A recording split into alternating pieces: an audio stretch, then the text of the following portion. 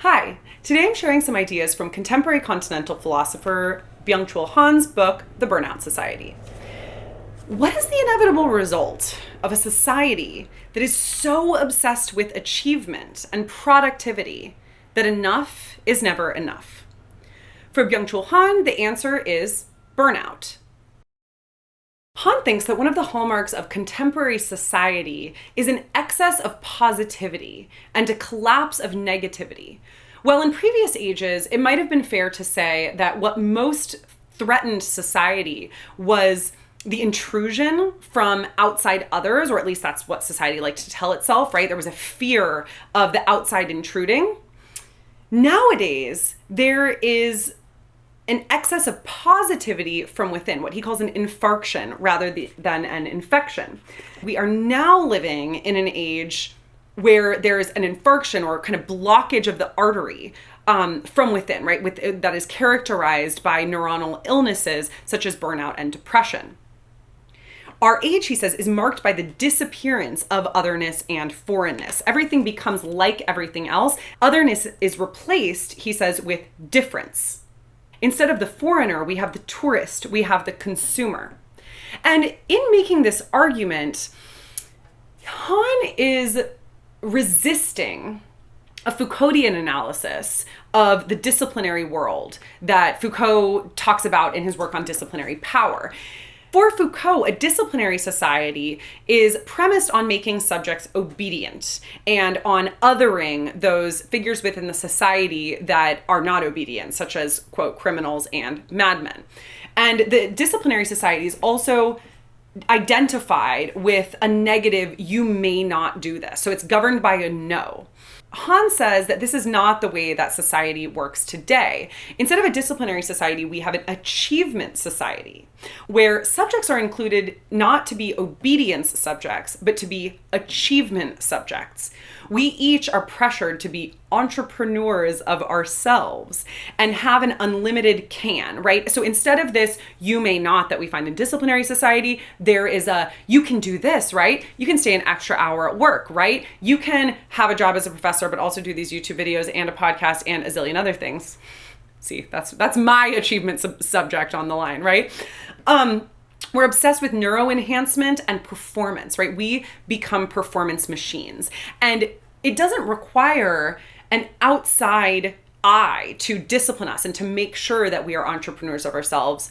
We start doing that ourselves, right? We encourage ourselves to achieve. We say, oh, I have time to content create and do all of these other things in my life. I have time to pack in an extra reading for class, even though I'm sort of at my max, right? We're encouraged to maximize ourselves at all times, even when it feels like we've hit the maximum. And he thinks that depression is the natural result of this. So he doesn't see depression as just a personal issue of the self, let alone as just a biomedical issue, but as a social result of the pressure to achieve that is characterized by creative fatigue and exhausted ability. He thinks that depression is symptomatic of the excess positivity that we find in achievement society. Because what the achievement subject is encouraged to do, as we said, was maximize themselves, achieve, be productive, etc. But this manifests in a compulsive freedom, such that we end up auto-exploiting. We give ourselves that pressure to maximize. And that pressure to maximize is figured as the pressure to become freer and freer, even as it actually constrains us more and more. He calls it the free constraint of maximizing achievement.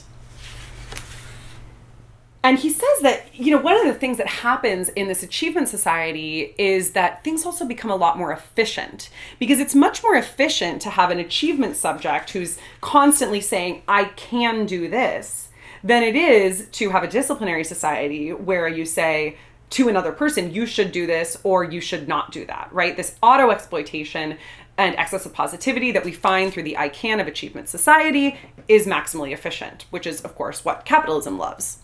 And from a subjective standpoint, when we're thinking about not only the things that we're doing, but also the way that we're relating to the world more generally, Han thinks that Achievement society results in hyperattention, which is a broad but flat mode of attention that actually gets in the way of deep attention or contemplative immersion. So by being encouraged to scroll through 30-second TikTok after 60-second TikTok after 30-second TikTok, etc., we cultivate a hyperattention. Maybe we're not just on TikTok. Maybe we're like also watching TV or talking to a friend or eating dinner, right, at the same time.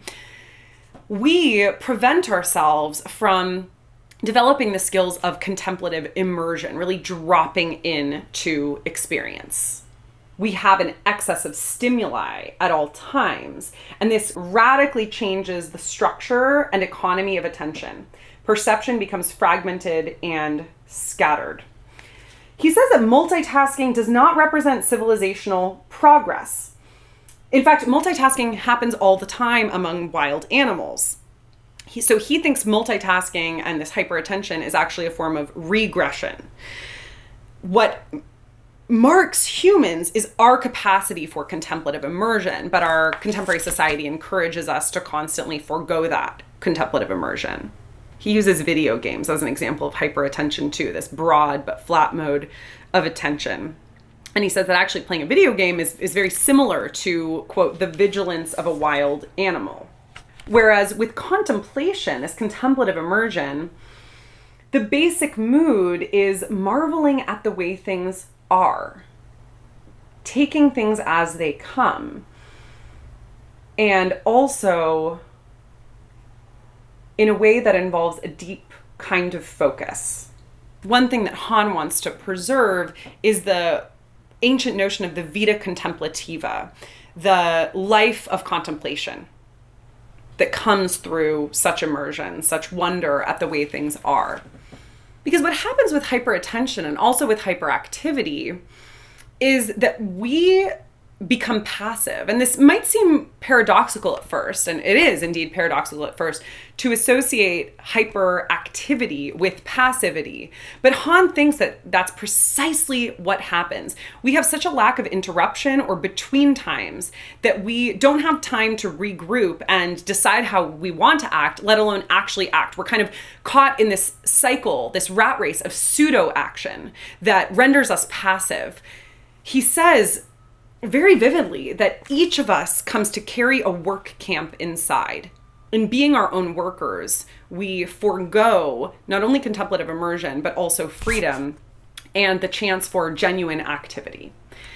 And one other thing that I want to address here is that Han also talks about two different forms of tiredness here, which he draws from the work of Peter Handke, specifically Handke's work, An Essay on Tiredness. The two types of tiredness are first, solitary tiredness, and second, eloquent seeing or reconciliatory tiredness. Solitary tiredness is divisive. It makes me feel separate from the world around me. It's a kind of tiredness that makes me want to just veg out. It destroys, Han says, all common and shared world. It is an I tiredness. It's the tiredness of the exhaustion brought about by the achievement society. But there's another kind of tiredness that he thinks we've lost sight of in the contemporary age, which is the second form of tiredness, right? Eloquent seeing or reconciliatory tiredness, which is also known as we tiredness. Again, he's drawing this, at least in part, from the Handke piece. We tiredness is a fundamental tiredness that is associated with being worn out at the end of a day, especially if you've spent that day with others, perhaps engaged in collective action, doing the same thing, right? Whether it was playing a team sport together or working the land together or protesting, perhaps. He doesn't use that example, but one thought that comes to mind here. This kind of tiredness is inspired, and it involves not doing, in the sense not of relaxing on the couch and Netflix and chilling, but actually releasing the activity that one has done and having a moment of between, a moment of regrouping. He says that this kind of tiredness helps found communities. So it's not only collective, but it also generates further collectivity today. So it's not only collective, but it also helps generate further collectivity, and collectivity in a deep sense. And you can see how this is kind of similar to the contemplative immersion that we talked about a moment ago, although the focus is more collective. So these are just a few ideas from this text, which is actually quite short. It's only 60 pages. But yes, check it out if you haven't already. Thanks.